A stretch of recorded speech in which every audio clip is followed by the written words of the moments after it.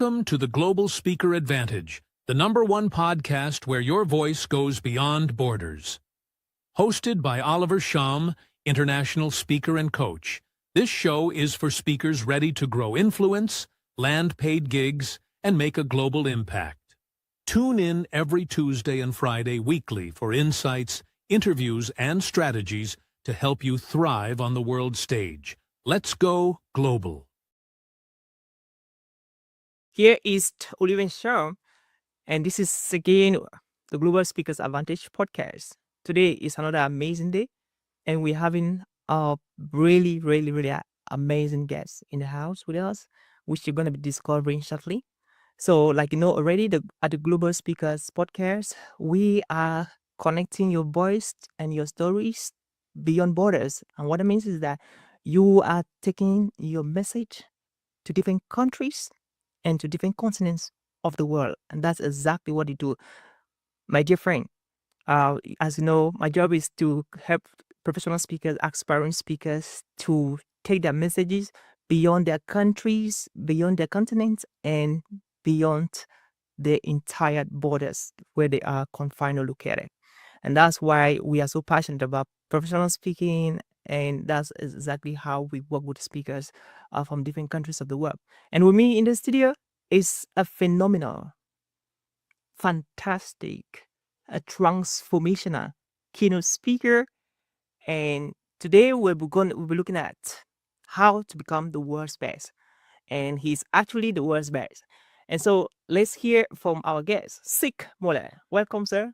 Thank you. So happy to be here with you today, Oliver. Thanks for having me. Lovely. Great. I'm so happy to know that you're happy to be here today. Say, your story is so it's almost unbelievable. It's a story I've not heard before. Like I've heard that before, and I've never seen the person. And that's one of the reasons why our team got you to the studio for this podcast. Like, you're not only a speaker, but a transformational speaker with a phenomenal story. Tell us, sir, before we dive into the details of the story and your journey as a transformational speaker, what is your one word? That's the foremost question we ask to all our guests. Yeah. One word is tough, especially as a speaker, right? Yep. We speak in a lot of words. I would have to say for me, it's grateful. Oh, Grateful. Gratitude. gratitude. I love Grateful. that. I love that. Somebody says gratitude is what connects us to power. And that's very true. Yeah. I love that. Yeah. Gratitude is a great connector, and I very much believe it's something to be shared with Okay. others, right? Okay. It's not to be kept in our own head and thankful, but it's to be shared with others. Lovely. So, my dear friend, watching live right now, be on YouTube and Facebook and LinkedIn, let us know which part of the world you're watching us from. Are you watching us from Asia? Are you watching us from America? Are you watching us from Canada? Are you watching us from Africa? Which country in Africa? Is it Cameroon? Is it Kenya? Is it South Africa? Is it Nairobi? Is it Ghana? Is it Nigeria? Let us know. Just drop the name of your country where you're watching us from, and hopefully along the way, our technician somehow will let us know so we can send you a high shout.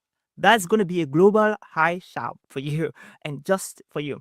And so today we're looking at how to become the world's best. And the first time I saw this, my face light up, like I was so impressed seeing the expression the world's best. So what happened before you came up with that brand title, being the world's best? I remember you told me the other day that I'm the world's best. I was like, yeah.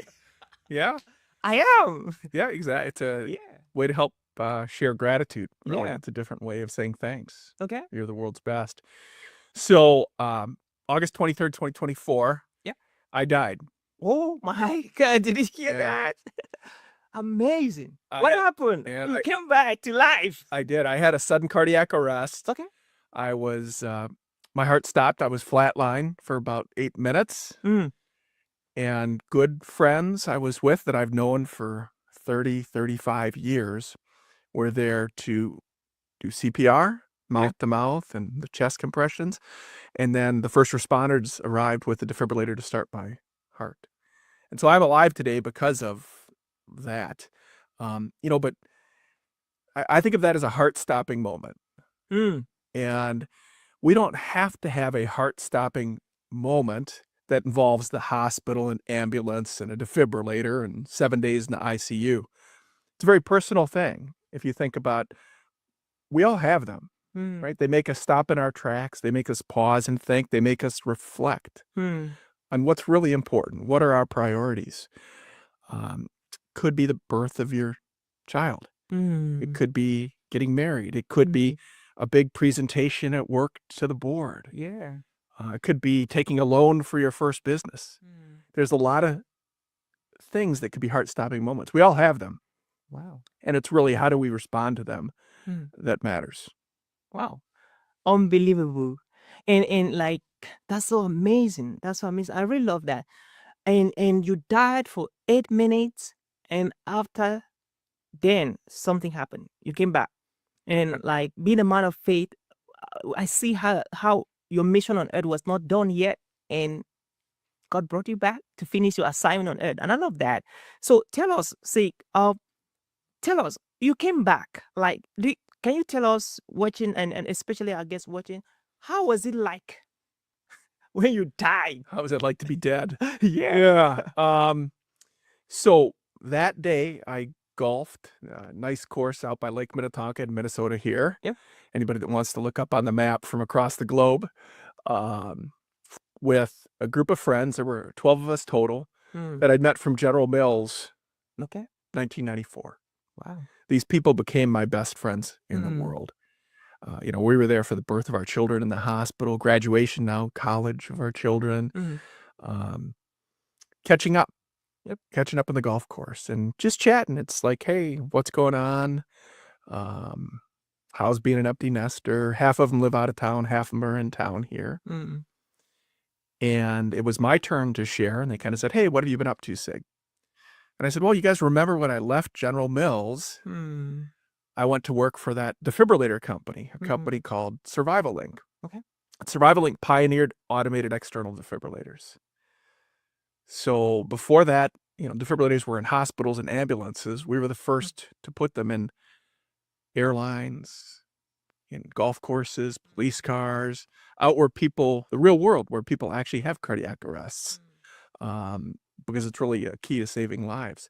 So I shared with them, you guys remember that company I went to?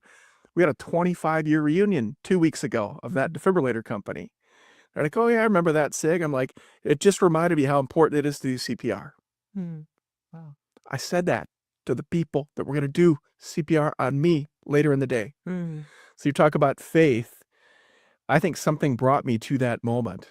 A God incident, some people call it. I think of it as my guardian angel. Yeah. Pretty remarkable. We finished golf, and I decided the golf course, bad place to have a cardiac arrest. I think they actually had a defibrillator there. Okay. And I said, as though I had a choice, Yeah. where I was going to have my cardiac arrest. Pretty remote area, far from a hospital. Later that night, same group of people. We were at a barbecue in the backyard. And interestingly, the same home that 2 years before my son had had his groom's dinner at when he was married. Exact same place. Almost to the date 2 years before. And that's where I had my cardiac arrest. And there's a picture of me sitting out at a bar in the backyard by the outdoor pool with 4 or 5 of my friends. I don't remember that picture being taken, but it was taken 2 minutes before I died. And I think at that point, something had happened where I maybe wasn't feeling right, and I certainly don't remember it. 2 minutes later, my friend Paul walked around to me where I was sitting, and when I died, he caught me. Okay. He laid me on the ground. He and his wife gave me CPR right there. Takes a special friend to do that. These were all the people I've known for 30 plus years. That started a series of 2 to 3 days that I don't remember anything. So they call it anterograde amnesia.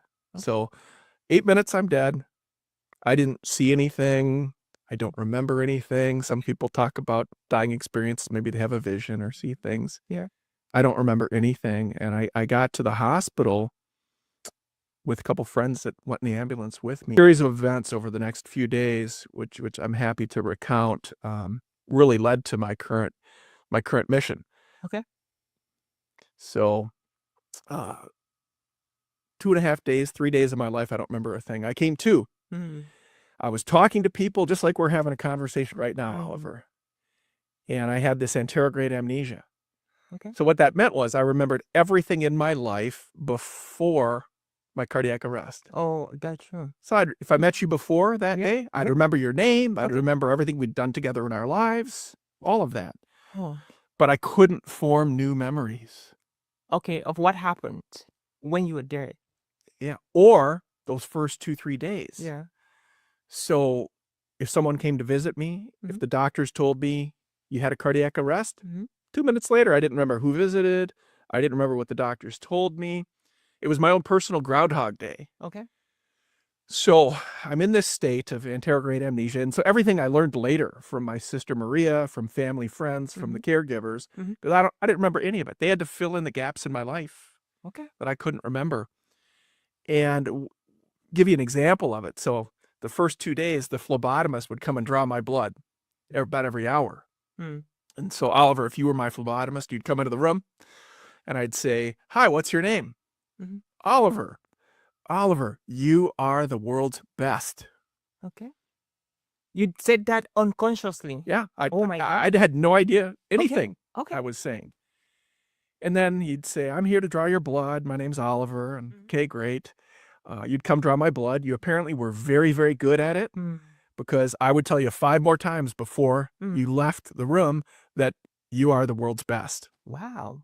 Unconsciously. Unconsciously, I had no idea I was doing this, but something in the back of my mind made me say this. Mm. You know, many more experience. I had a good friend of mine come in, Mike, and ask if he could pray with me. Mm. And he said a prayer. We said it together. I don't remember that. That's kind of on the edge of, I remember he came, but don't remember the details. One of the more funny stories Mm. is, and this hopefully is okay on the podcast, um, is the nurse. You know, this is the first time in my life I couldn't take care of myself. Mm. I was a all-American high school swimmer, state champ, Division I swimmer, leader of teams in the corporate world. For the first time in my life, I couldn't take care of myself at all. I couldn't get out of bed. I couldn't go to the bathroom. And so my sister, God bless her, and you know, she can give testament to this. It's the only reason I know the story. The nurse came in the room on day 2. Mm. I still don't remember it, and said, "Do you have to go to the bathroom?" Mm. And I said, "You are the world's best?" "I think so." Wow. So she proceeded to get the bedpan while I'm laying in the bed. Yeah. And help me go to the bathroom. And I told her, "You are the world's best" several more times. Okay. And then, you know, she took the bedpan away. Yep. She wiped me. I couldn't even wipe myself. Okay. And she says to me, "I'm all done." And I said, "That was the world's best wipe." Wow. Okay. And then finally, Yeah. I'm done. She's wiped me. Yeah. That's great. And I looked around with great satisfaction at whoever was within earshot.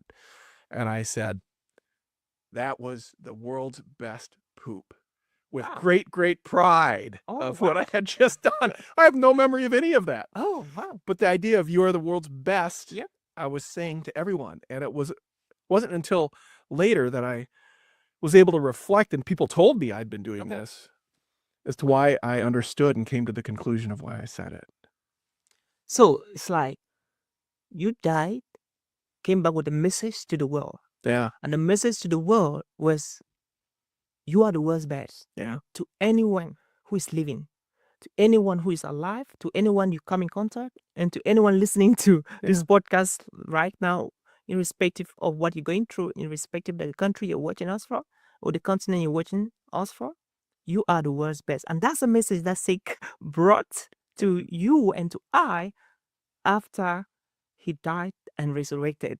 Like, do you have a history in your family where people die and resurrect? Come back to life? No, I think I'm the first one to come back to life Okay. that I know about. Okay. And the "you are the world's best" origin, you know, as I reflected on why the heck did I say this crazy phrase? Yep. What made me say it? And I think it was a few different reasons that I said it. Okay. And that helped me figure out my mission and why I was still here. Mhm. You know, you die, it causes you, that's the heart-stopping moment. Mhm. And you ask, why am I here? What's my mission? All right. And why the heck did I say you are the world's best so many times? And I think there were a few reasons. I think it was a fancy way of showing gratitude. First time I couldn't take care of myself. And I'm saying you are the world's best, which is a fancy way of saying, thank you. I appreciate you. You're great. You're fantastic. We all don't hear that enough or share it enough. And that for me is the gratitude piece, right? Sharing gratitude. You can say it in a lot of different ways. For me, I say it as you are the world's best now, but it's got to be genuine and from the heart. I think the second reason I said it was, I didn't know what was wrong with me. I didn't remember the doctor said you had a cardiac arrest. Okay. So I didn't really know what was wrong with me. I knew something bad was wrong, in the back of my mind. I clearly knew something wasn't right. And it was my way of being my own hype man, of motivating people. I knew I needed the world's best doctor who was going to put in my implantable cardio defibrillator. I needed the world's best nurse. I needed the world's best friend. I needed everyone to be their world's best so I would be okay. And I think, was talking to myself. And I knew I needed to be my world's best if I was going to come through this and be okay. Because keep in mind, the odds of my living after a sudden cardiac arrest that long are about 8%. The odds of being physically and mentally okay, 1 in 100. 1 in 100. So my friends and family, they're watching me in this state, wondering, am I going to be the 99% that doesn't come out mentally okay? Because I don't remember anything, and I'm saying this phrase all the time. Okay. And so the second reason I said it was I needed everybody to be their world's best, including myself. I think the third reason is, in today's world, we're told too often, you can't do that, that you're not good, right? It's too hard. A whole host of excuses and reasons and negative thoughts about why you can't get something accomplished. And I think the key is to share the gratitude and change that attitude. Okay. That, we need to share that and get rid of the negative thoughts. So I love that. And to all our followers on Facebook, LinkedIn, and YouTube, thank you so much for your amazing comments. We really appreciate that. And thank you so much. Pretty good. Amazing. Okay. Keep on bringing in comments. If you're free, you have words to Sign Muller, the man who died, and after 8 minutes, he came back to life. If you have any word or comment for him, drop it down. Thank you so much for dropping all of that. We really appreciate it. And so, this is kind of a global podcast, and we have listeners from all around the world. Today, I actually have our team is having 2 guests. One from South Africa, which is my mentor in public speaking, and you. And we our guests are expecting a lot from us, especially from the questions and interaction. And I just want to ask the right questions that if the guests were to ask you, they would do. yeah, And so I really want to do justice to really be able to get the information that they will need to be the world's best, even as they listen to us now, and Sure. even those who will be listening after the podcast will gone live. yeah. So, what experience and what message do you have to somebody listening to us right now who has always been average? After you died and came back to life, what is that message you have to give to that person watching us right now about the importance of taking life serious and the importance of being intentional at everything you do? Yeah. Well, attitude is a choice. I believe we all have the power, talent, and capacity to be the world's best version of ourselves every day.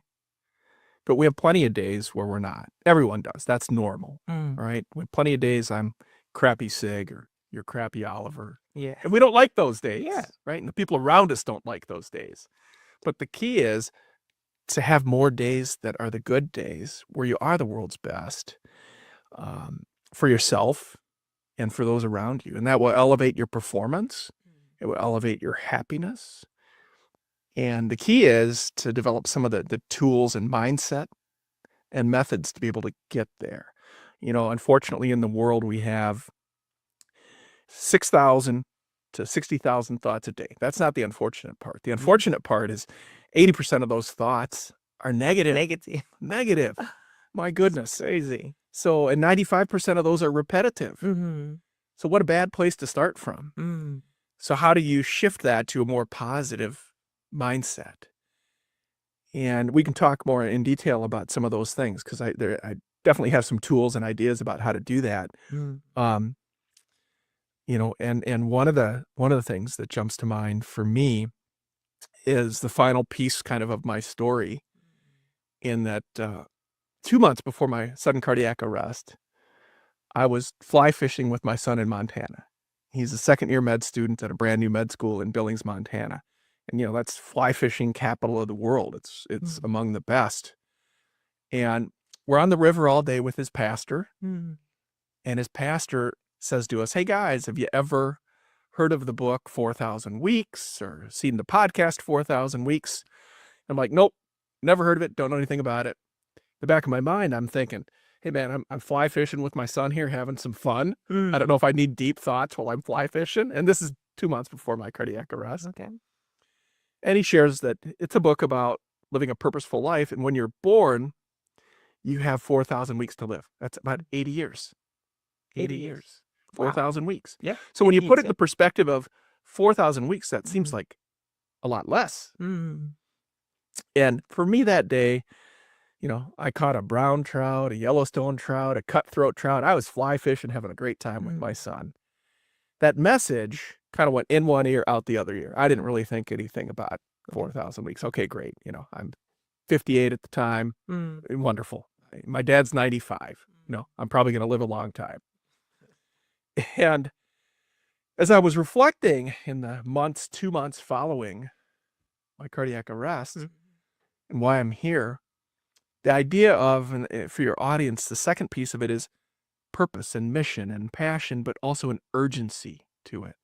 I love that. And I don't know if I'm going to live another day. Yep. I don't know if I'm going to live another year Mm. or until 95 like my father. Mm. It can feel like PTSD is real, Mm. I felt like maybe a bullet is chasing me and I don't know when it's going to hit me again, if I'm going to have another heart event. And how do you cope with that? Because when something like that happens to you, every heartbeat that's stronger, every muscle that twinges makes you pause and think, am I okay? Is it going to happen again? Mm. And we all have those kind of things that we tune into more, right? And sometimes they're traumatic things. Sometimes they're good things.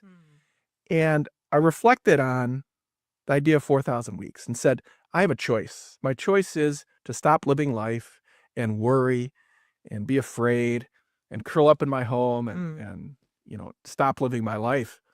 Or I can put a stake in the ground and say, okay, I don't know how much I have left, but I'm going to live my life as though I have 1,000 weeks left. 1,000 weeks. Wow. It's 59. That'd be 79. That'd be pretty good. But in 20 years, right, 1,000 weeks, I have a lot I can do that's good. And I can execute a mission and I can help others in the world. And then you take it a step further and say, okay, 1,000 weeks, 20 years, it still seems like a pretty long time. But if you break it down, you have 20 summers, 20 Christmases, 20 Easters, 20 of whatever's important to you if they're annual events. Each one of those is 5%. 5%. 5% of the 20 years. And that, to me, created some of the urgency and purpose. If I look at 20 years, and I know my cardiac arrest was 34 weeks ago and 4 days. I will always know how many weeks it is because I bring a different urgency and passion to each week in terms of getting things done. I have to balance that still a little bit with physical rehab and recovery, but I'd say I'm 90+% there and I'm going to get to 100%, no problem.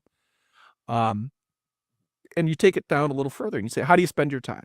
The average person in a day checks their phone 205 times, is on social media for probably a little bit over 3 hours.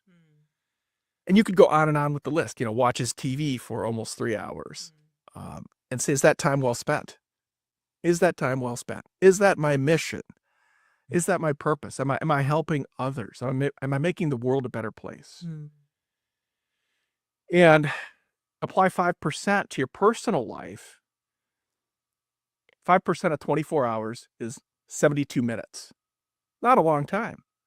5% of 14 hours, because maybe you sleep and have fun and do other stuff for 10 hours. You got 14 hours left. 5% of 14 hours is 42 minutes. So figure out what's important to you, what matters, what your mission is, and spend, my goodness, 5% a day, 42 to 72 minutes. Could be playing with your kids. It could be performing better in your work. It could be having a date with your spouse. A lot of things that maybe you aren't doing every day that you should be doing every day, spending that time with your children. It's personal to each of us, but figure it out and spend that 5% of the time. And some other things take a long time to achieve, right? Building a business. For me, writing a book. Yeah. And one of my goals is to spend 5% every day writing my book. Wow. And then and some days I spend more. I'll spend 3, 4, 5 hours. I get kind of sucked in and I'm in the groove writing. Yeah. But if I don't spend at least 5% every day, the book will never get written. Absolutely. So I think there's an urgency to today in spending the 5%, but then a purpose to how are you spending your time in the long term. Wow. That's so intriguing. See, and this is interesting because obviously every human being is given 8,600 seconds every single day. Like you get up from bed, you've been credited to your account of time 8,600 seconds. And some people really say, especially business people, we are all business people, they say time is money. Like time is money. Like I don't really believe so much in that. But again, time is life. Because if you waste your time, you waste your life, just like you're saying. And I love the fact that you talked about urgency. Let's have an urgency, that mindset of urgency in everything we do. And that is, those are what the world best are doing. These are the things that the world best do. They are always urgent in what is that mission that they're pursuing. And so if you're credited 8,600 seconds every single day, what will it do? Now, ask yourself this question. If you are given 8,600 US dollars every single day of your life, and the condition with the money is you've got to spend all of it. All of it every day. All of it every single day. And if by midnight you are not done with it, it is cancelled. They will just remove that back from your account. So the question is, what are you going to buy? What are you going to do with that money within 24 hours? Like you have to finish everything. And if you do that, the next day you'll be credited another 8,600 US dollars in that account. And you have to finish all the money. And so you're thinking about, what can I do with this huge money? And so you're thinking about that. And that's exactly what is happening in your life. Every single day, you and I were given 8,600 seconds. Yeah, the currency's time. And what you're going to do with it. And that is it. And that's the point. What are you going to do with that currency of time? And I love the importance of urgency in your message. See, urgency is so important. Like when we started this podcast, we could have started in next year, 2026, 2027, but we decided to start this 2025. And it was because we never knew who was going to benefit from it. We never knew the amazing guests we were going to be having. And so we just had to start it. And so I really love this message. Now, coming back to, you are a transformational keynote speaker, and you've spoken in one of our events, conferences here in Minneapolis, and your message is so powerful.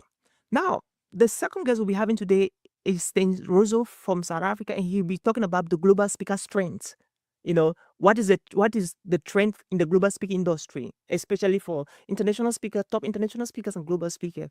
So, as a speaker, having this amazing message, like who are your audience? Like, who are the people you actually targeted with this message that I believe everybody needs to hear? Yeah, that's a good question. We'll see if I can remember it in a minute, but I wanted to riff off your 8,600 seconds as currency, which I think is so interesting. I'd never broken it down that way before.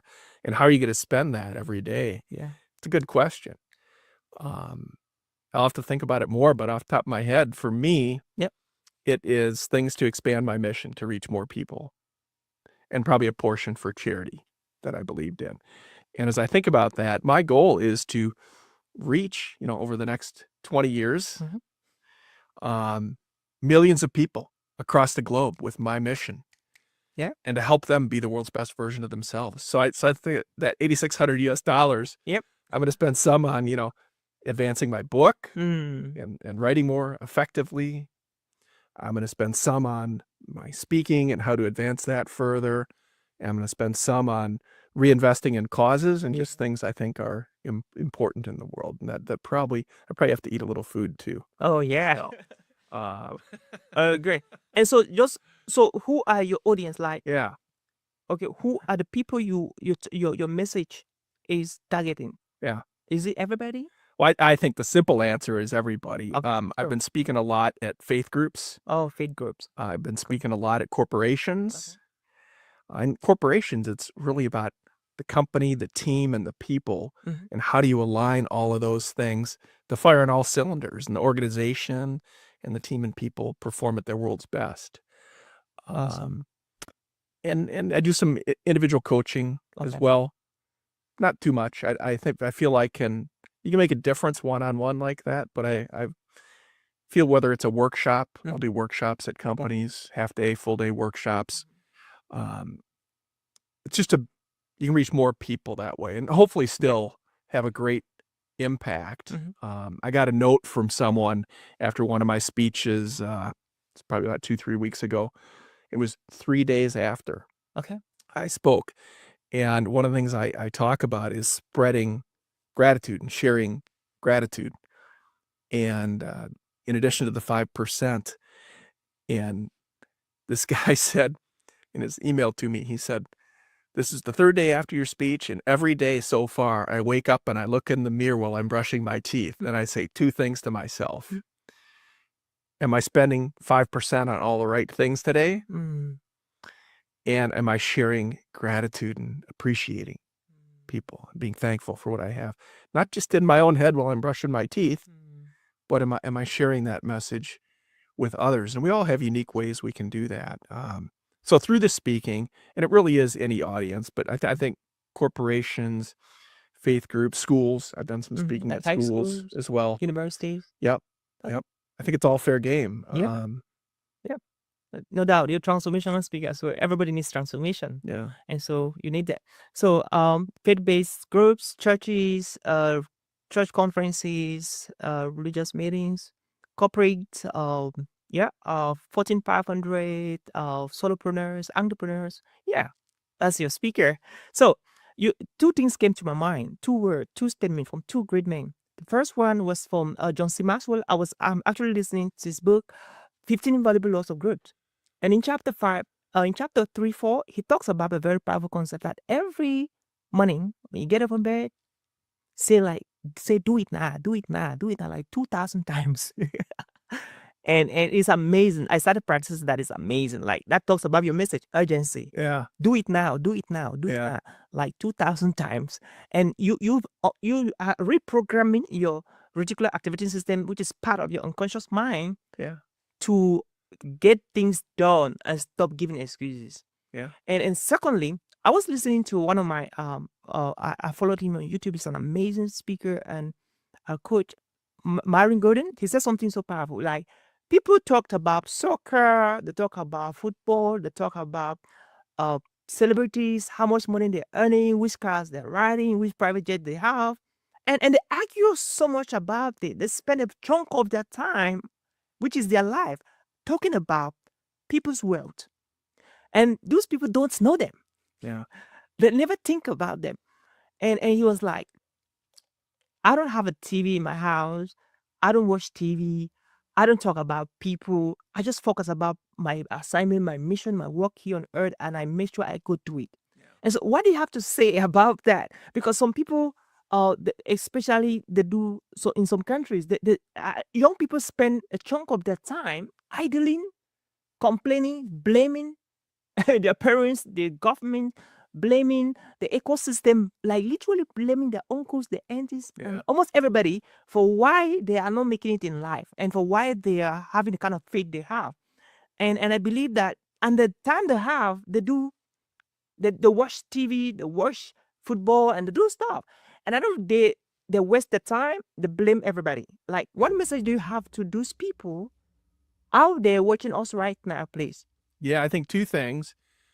You have to figure out how do you reprogram your mind to have a positive attitude. Okay. And one way is surrounding yourself by positive people. I want to be around people that are doing their best and encourage me and tell me great job, and I want to share that with others too. Along those same lines, you can start a gratitude journal. Every night before you go to bed or every night when you wake up in the morning, just write down 3 things you're grateful for. But then take it to the next level and, the next day or later that day, depending whether you do it at night or in the morning, share that with people. I love that. You're writing it down in the journal. The other thing I think is super important. So you talked about negativity, but then also how people spend their time. And I actually have a chapter about this in my book. Okay, good. Play. Okay. Play. I think play is super important. Oh, yeah. Yeah. Play heals the heart. Okay. Play is good for the soul.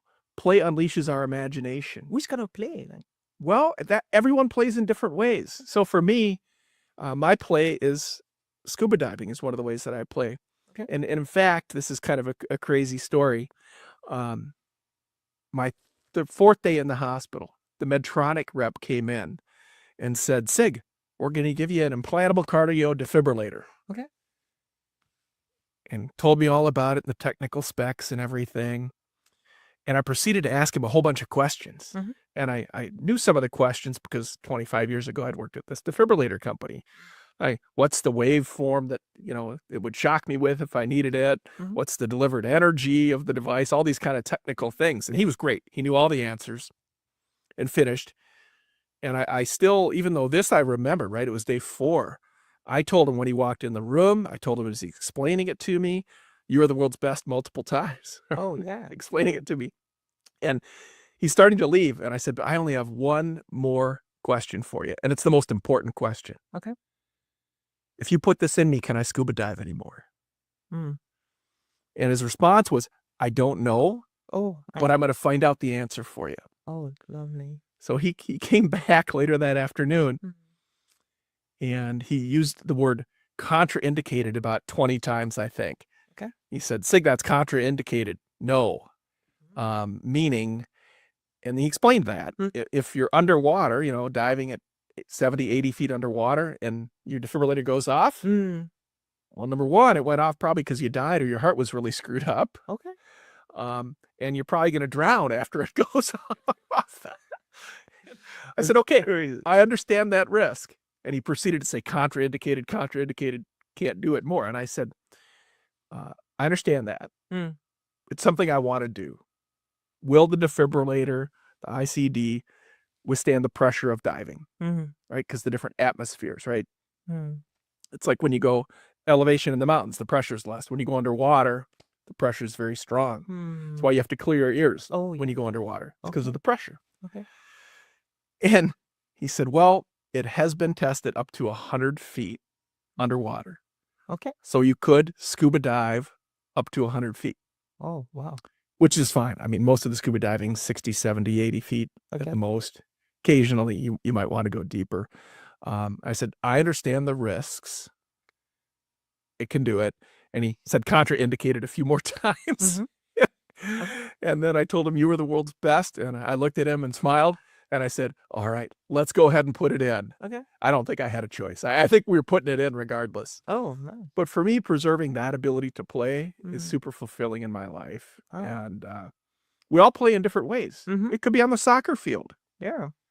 It could be playing a game of Catan or Monopoly with your kids.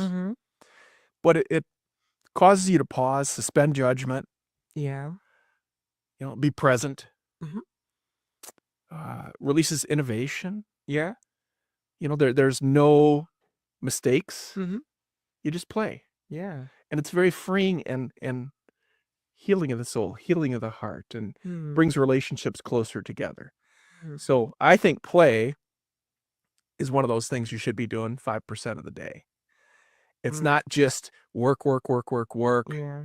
and then I didn't have any fun today, I didn't play. Which we do a lot. Yeah. I know in my career, I'd work sometimes 20, 24 hours a day if that's what was required. Mm. And you can burn out pretty quick that way. You can have a lot of health problems that way. And I think you can have a richer, fuller, more productive life Mm. by incorporating an intentional way to play Mm. every day. And you're at work, at home, Mm. at the gym, Mm. whatever that is. I love that. You were kind of talking to me, say like play. Like I'm like, how often do I really play in a day? Like I rarely do that. And could you? By the way, I play once in a while with my daughters. Like my last daughter, we play on the camera, do stuff, but that's not a lot of time. And cool because I spend most of my time, especially my morning hours. I go to the gym. I do a lot of stuff. Yeah. Exercise. Could that be part of playing? I don't think No, so. I think going to the gym can. Okay. For me, I do a lot of group classes Okay. at the gym. So they're with other people, they're to music. Okay. Yeah. It could be yoga, it could be doing aerobics. Okay. Could be lifting weights. Yep. I I love that. I think all that's play and just super good for you, right? Okay. It releases great chemicals in your body Yeah. and your endorphins flow. Mm-hmm. And it's a super positive thing to Okay. work out physically. And I think that can be a form of play.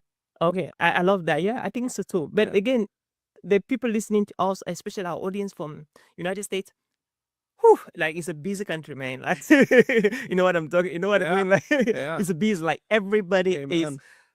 like, I don't want to say under pressure. Like everybody is in the road and doing stuff. Like Deadline. yeah, deadlines. You have to be on time. And like in the US, like many Western countries and even some developing countries, like you work is starting at 6 p.m. You need to be at 5:45. Come 1 minute late, you 2, 3, 4, 5 times you fired. Take note of that. So if you ever think of working in any developed country, like think about that. Like you have to be on time. Yeah. And most of the time, people just want to work, and they really have less or little time to play. And I'm happy that you made a statement like contract, like okay, Yeah. going to the gym is a cool thing. So Yeah. try to figure out your playtime while you're in the gym. It could be joining. There are some nice clubs. Yeah. I mean basketball. Like I should join the basketball club thing. Do stuff like Cool. cool. A lot of things. Yeah. Any other thing you can recommend on people who are highly busy with tight schedules on Yes. play? Play at work. Oh, Play at work. And how do you do that? I'll give a few examples maybe from my career. I worked at General Mills. One of the brands I worked with was Betty Crocker. A lot of people know Betty Crocker. I think she travels around the globe, but she's about baking. And that's one of General Mills' big brands. And this was probably the late 90s, 97, 98 timeframe. And we were looking at how could we innovate baked goods. Baked goods, muffins, cookies, all that kind of stuff. And at the time we said, what about scones? And scones at the time, there weren't the fancy, white chocolate, raspberry, jalapeno, cheddar scones. They didn't exist in the market. A scone was this bland, dry thing from Britain. okay. Universal around the globe, but it was really not that good tasting. Sorry. But it just wasn't. It was bland and dry. Okay. But we said, how could we innovate that? So we got everyone together across multiple functions, operations, marketing, sales, and went to the Betty Crocker kitchen. Mm-hmm. And our challenge that day was to make a better scone. And we had toys in the room. We had 100 different kinds of candy in the room. We had, 30 different kinds of cookies in the room, and some other things as well. And that was our toolbox along with, flour and everything else. And just on our own, no matter if we had a little baking experience or a lot, it was make a fun, different scone you think people would like. Okay. And some of them were horrible. Oh my God. Some were horrible. Okay. But you know what? That shared experience Yeah. and laughing at that scone that Oliver made, Yeah. we called it the garbage scone. Okay. I like that. And when we ate it, Yeah. we had to use the kitchen spittoon Oh, because we couldn't even swallow it. it's crazy. It's not a criticism. Yeah. It's in the spirit of play and having fun. And there were some really good ones we made too. But out of that, Mhm. we came up with some really cool innovations to make a better tasting scone that was moist in a better form function for the channel we were serving. That's play at work.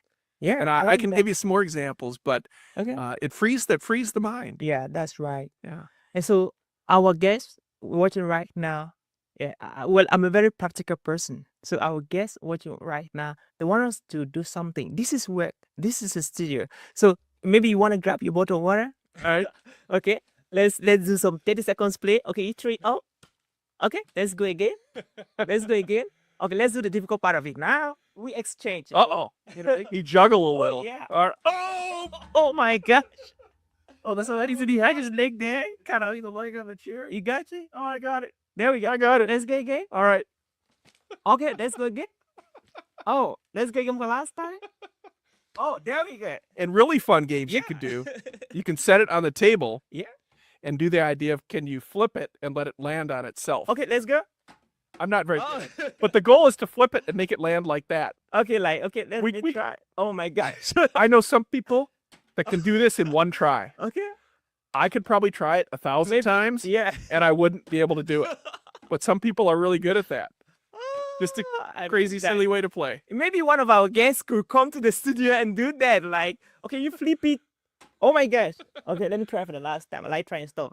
And Oh I my- think part of the trick is having the right amount of water in there, which we probably don't have. But That's a good excuse for us. Very cool. So ladies and gentlemen, and our dear friend and guest, this is time for your advert. We don't have an advert yet, so next time we make sure you send us your advert so we can advertise in the podcast. So coming back to the studio and to live, I felt relaxed and less pressure after the 30 seconds play. I think it was like 1 minute. yeah. Yeah. So maybe William should let us know how much time did we spend playing on the studio, and it's really fun. Like, it's not just be too busy talking about life and life after dirt, and all of that. Like, Yeah. it's cool. And the laughter and joy was genuine. Yeah, it was. You made a really bad toss and it went under my chair. Oh my I think it was a bad catch on my part. But it wasn't a judgment thing. It was just fun in the moment. Yeah, kind of. And that's it. And that's what makes us unique. And that's what makes the Global Speaker Podcast unique.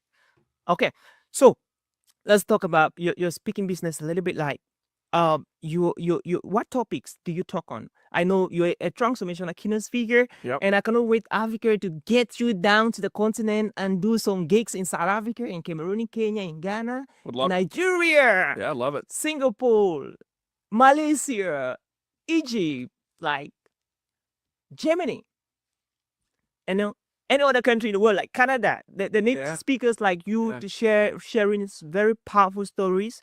Like, I've not heard that before. The only person I heard he died and resurrected is Jesus, And apart from that, I think you're the second person. And good enough, you just had 8 days, not 3 days. So so there's a big difference. Yeah. So what topics do you talk about, say? Yeah. So a couple we've touched on today. I have a whole keynote speech on gratitude.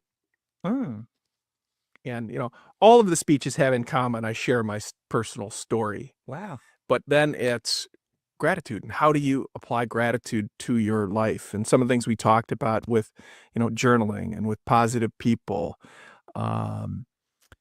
It's a whole focus on how can you walk away with the right mental mindset and Okay. tools to have the gratitude Mm. attitude. Okay. One of my other topics, I spend a whole keynote on the 5% rule, Oh, which the I call 5% it rule. the Oh, 5% rule. yeah. And spending 5% intentionally on the right things, or 5% over time to accomplish your long-term goal. And not everything's 5%, right? Some things you need to spend 10% or 15% or 20%. So you can chunk it out and think about multiples of 5%. And maybe someday some things should be 50% of Mhm. what you do. You're on vacation with your family. Mhm. You should be 100% present, having fun. Yep. That day. Mhm. And I also talk about play Okay. Wow. and how to innovate Mm-hmm. with play and make that part of your everyday activity Yeah. across your life, Oh, yeah. not just in one segment of. I love that. Hey, dear friend, when was the last time you played? Like, when was the last time you played? Now, do you have a plan to play every day? At least for 5 minutes. It could be 10 minutes, it could be 15, depending on your work schedule. That's so important. Like, it helps you to be more innovative, creative, just like you heard from our guest, see? So, why not come out with a plan with a schedule? Like your daily, like your weekly, your monthly, and a yearly playing schedule. Because that's going to help you to be way, way innovative than you ever thought about. So if it was you, because I'm making my own plan to play intentionally. And that is one of the things that will make you the world's best. Yeah, Yeah. absolutely. Yeah. It's being, I call it consciously competent. Mm, Be with intent, Yeah. consciously competent. So, and then it becomes second nature. It becomes a habit. mm, But maybe initially saying thank you to people Yeah. is not something you do regularly or certainly often enough. So how do you build in the routine of saying you're great, you're fantastic, thank you? Mm, For me, I have a post-it on my mirror so every time I shave or brush my teeth or Yeah. wash my hands, Yeah. it says you are the world's best. Oh, wow. And that's telling me to be my world's best every day. But also I take it as a reminder that when I go out into that world, to say that to other people. Wow. And before we talk about 3 practical things that every person watching us right now, who is even going to watch us after, can start doing to become the world's best. I just had an experience the other day. One of my colleagues said something which for the past time nobody said that to me. So she said something like, "Hi, Oliver. I don't know if I've told you this before. I just want to appreciate you. You're committed to your work, you're diligent, and you're curious. Like, you're inquisitive. You want to find out the right things to do, and you do them." And that was like a jar. Like, it was so powerful. And I was like, who said that to me before? Yeah. Like I really did not just figure that immediately. And that really inspired me a lot. And this is what I did. I sent a text to my wife. I'm like, "Hi, Laura." I just sent her a text telling her that I'm proud of her, what she's doing with the kids and the family.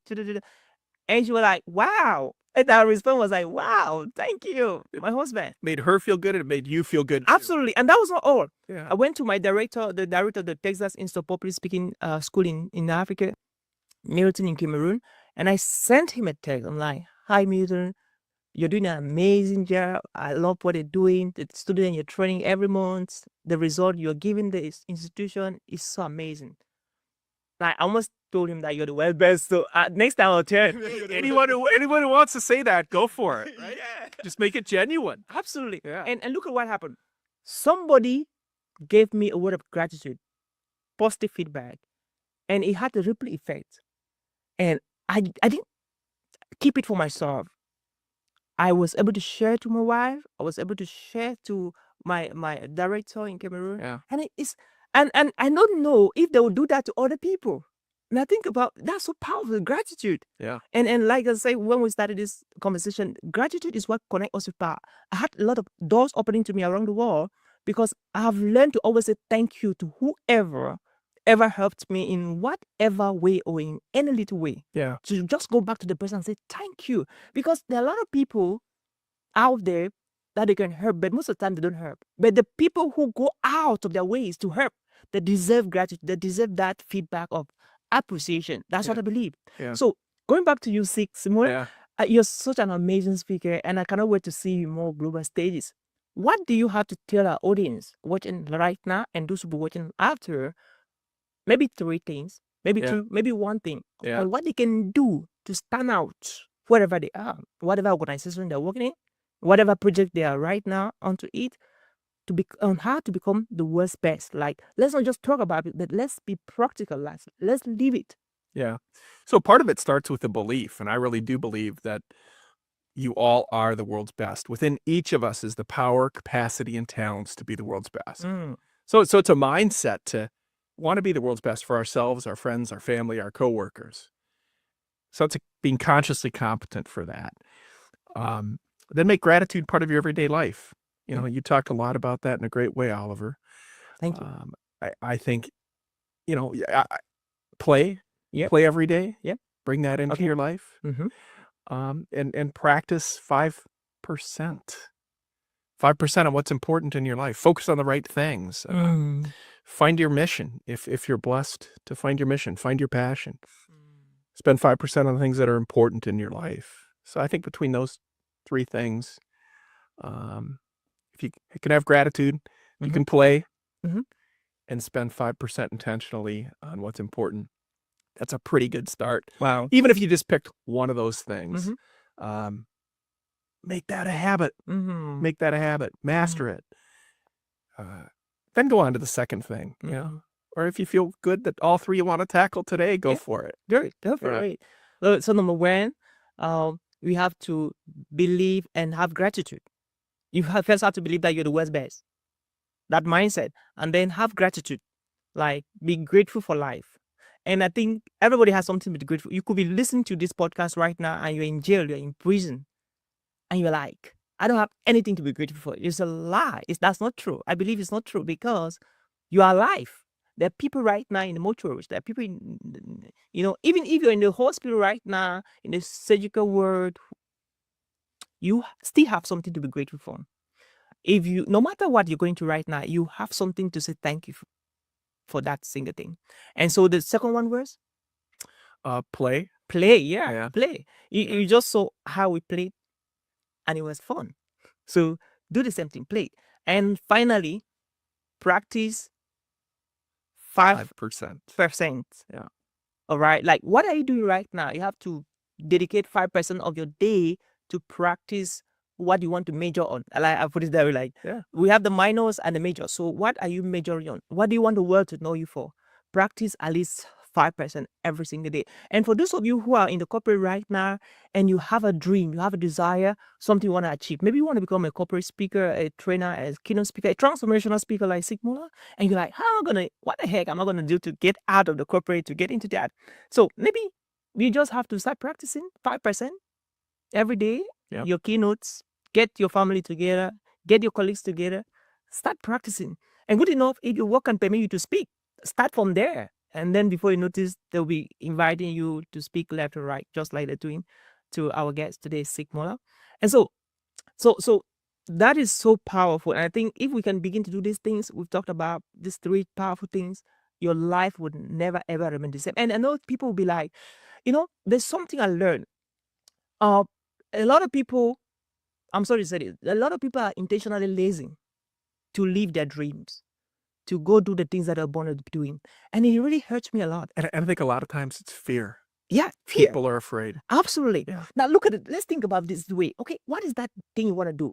Some people will say there's no money. There's nothing like no money because you just need to have passion for it and people will show up.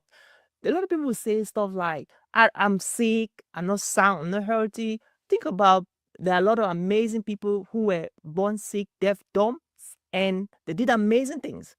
Like Helen Keller, like she was born deaf, dumb, and she could not see even neither, but she ended up being one of the best poets. So you don't have any excuse. You don't say I'm from the part of the world where there are no resources. No, think about it. What would you do if you had a problem? I watched a video on Facebook the other day, just quickly, and in this video, this gentleman had a kind of a wheelchair. He was working on a wheelchair. You know, this kind of stuff that like a walker. A worker, a correct. Walker, yeah. So he was on the worker. And guess what? The moment he saw a lion running after him, guess what happened? He threw away the worker and ran. And I was like, oh, this guy could run. So think about, see your life like that, okay? Like in one of my keynotes, I talked about the cat, the dog, and the lion. And I'm like, I was like, which animal is following you? Or which animal is pursuing you? Because when the cat is pursuing you, you can just have a word. You don't go there. Like when the dog is pursuing you, like to bite you, you want to make more effort. But guess what, Sig? What happens when the lion is pursuing you? I don't think you're just going to have a work. Yeah. You have to run for your dear life. Emergency. It creates urgency and emergency. And that's what this podcast is about. And that's what the conversation with Sign Muller today is about. And that's why we're here about. It's about to help you to do it now. Do it now. Do it now. Like, keep telling yourself, do it now until you get it done. So, Yeah. what are your last words to our audience, sir? Be resilient. Okay. Get back up. We all fail plenty of times in our life or are faced with bad circumstances. So be resilient. Get back up. And then I'll mention also, I'm writing a book. I think I Oh. touched on that a little bit. I can't wait to read. So super excited about that. I'm targeting releasing it August 23rd, 2025, which would be my 1-year anniversary of my cardiac arrest. Wow. I have a lot of writing to do between now and then, but that's the goal that I'm working towards. The title of the book, working title, I can't promise it won't change, is Dying to be the World's Best. Wow. Reignite your heart to restart your life. So Get ready to grab it. yeah, man. yeah. And then, my speaking, people can check me out at betheworldsbest.com. Yep. And then LinkedIn, if you want to Yep. connect with me on LinkedIn, Oliver and I are connected. Absolutely. So, yeah. Yeah. So I wanted to ask, how can people reach out to you? So you have an email. People maybe there's a conference. There's a decision maker watching right now who wanna send you an email to like, hey, say we love to have you. We just listened to your podcast. We love to have you. Any email they can write you? You bet. It's SIG, SIG, Yeah. at betheworldsbest.com. Okay. Seek out buildtheworldsbest.com. Yep. Simple. Yeah. Grab the email and then shoot Sig an email and then get him to speak in your event. Like Sig is an amazing speaker, man, and you do want to have him there. So that was it as we saw today. My name is Oliver Shom, and I help you to become an international speaker and speak in different countries. And until we meet again, be the world's best. And Oliver, thank you for everything you're doing for the globe with this podcast. You are the world's best and helping everyone else to be that. Thank you. you so much. Great job. And that was it. And we want to give a high shout out to our production studio, the podcast crew team. Amazing. Thank you, William, and the amazing team for this fantastic job. We are grateful. Yes, you're the world's best.